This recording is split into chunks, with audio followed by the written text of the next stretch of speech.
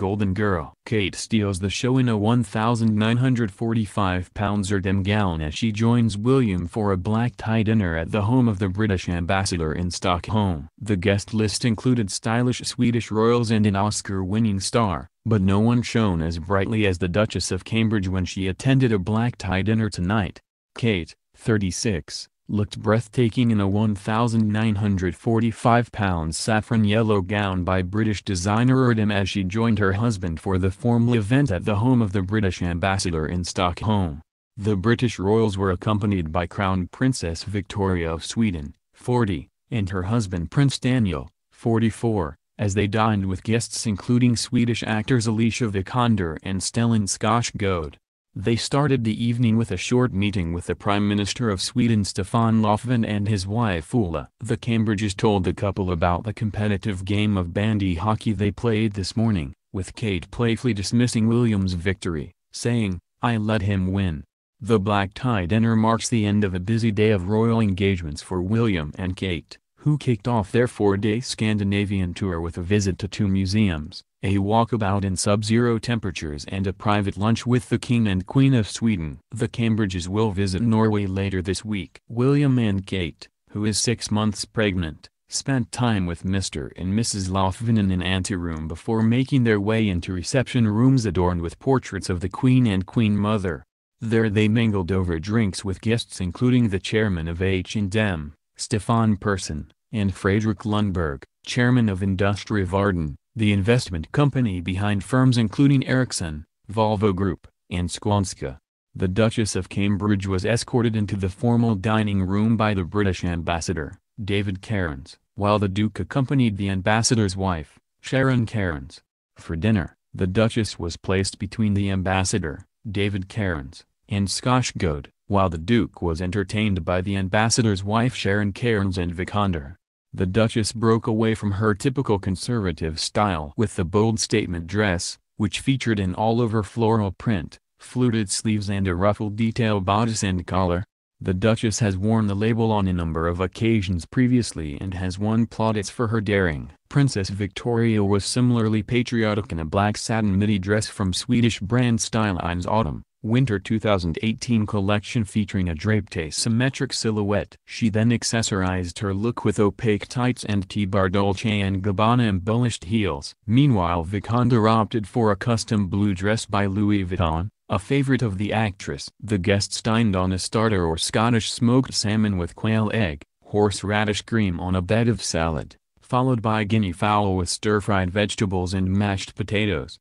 For dessert, they enjoyed blackberry soufflé with chocolate ganache, before a selection of British cheeses. To drink, they were offered a selection of Winston Estate Cuvée brewed from the South Downs in England, Stockholm Estate Pinot Gris from Sussex, and Barolos, Sauternes and Port from Berry Brothers and Rudd.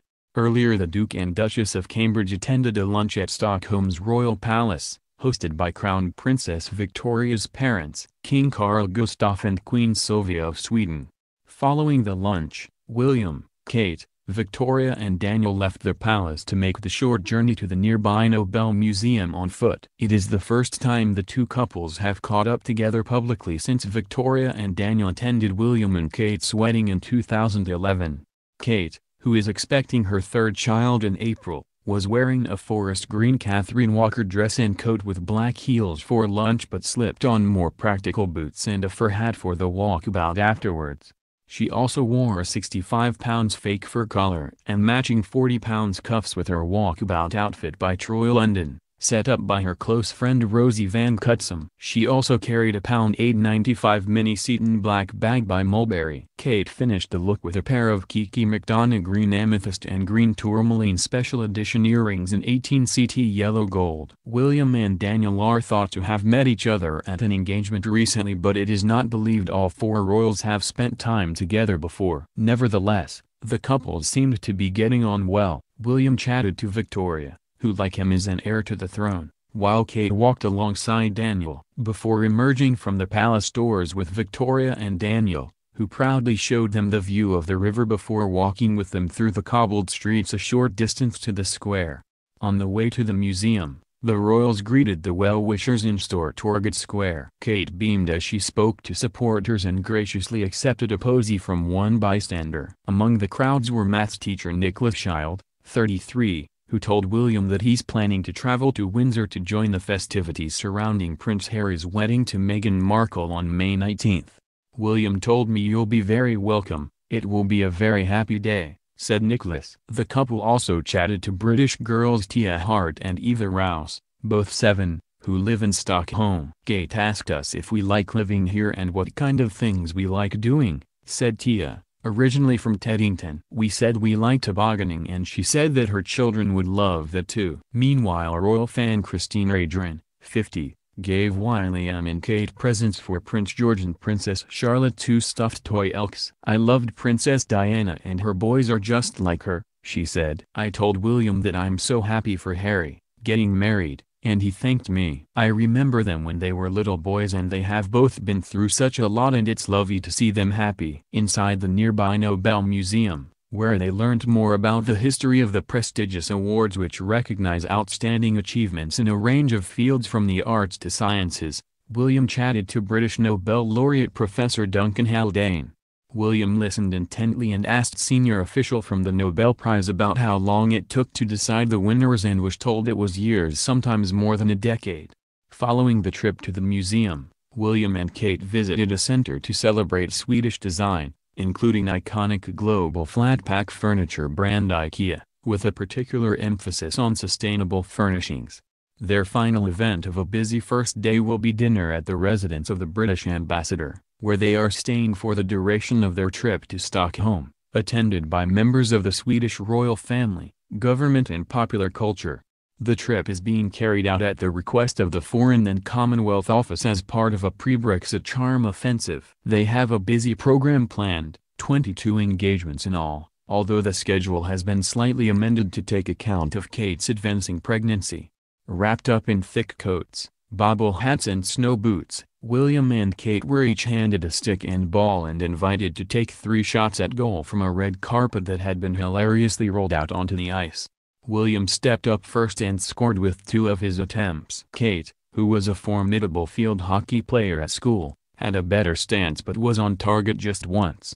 The couple, who this morning embarked on a 4-day official tour of Sweden and Norway, starting in Stockholm, were at an outdoor rink in the capital for an introduction to the popular local sport.